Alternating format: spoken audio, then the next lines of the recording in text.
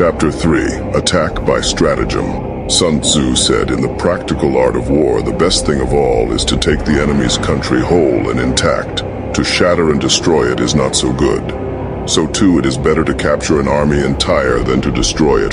To capture a regiment, a detachment, or a company entire than to destroy them. Hence, to fight and conquer in all your battles is not supreme excellence. Supreme excellence consists in breaking the enemy's resistance without fighting. Thus, the highest form of generalship is to balk the enemy's plans. The next best is to prevent the junction of the enemy's forces.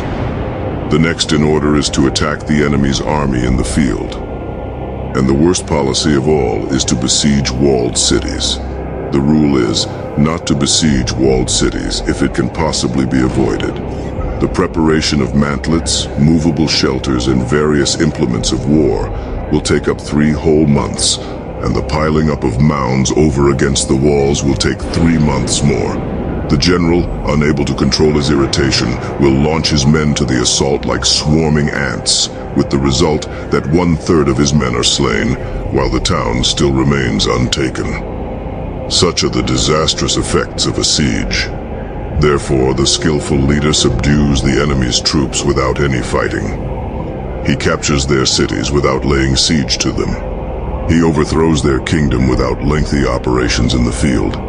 With his forces intact, he will dispute the mastery of the empire, and thus, without losing a man, his triumph will be complete. This is the method of attacking by stratagem.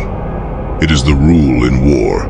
If our forces are 10 to the enemy's 1 to surround him, if 5 to 1 to attack him, if twice as numerous to divide our army into 2. If equally matched, we can offer battle.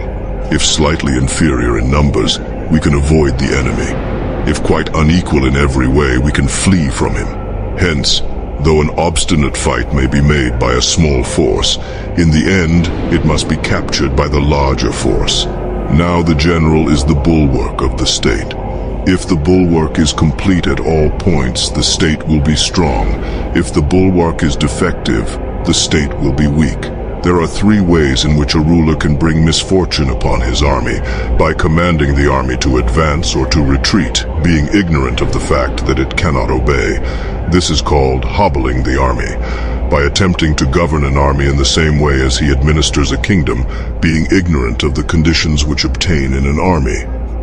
This causes restlessness in the soldiers' minds.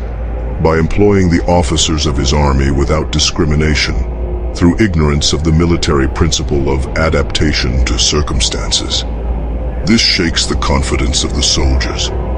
But when the army is restless and distrustful, trouble is sure to come from the other feudal princes.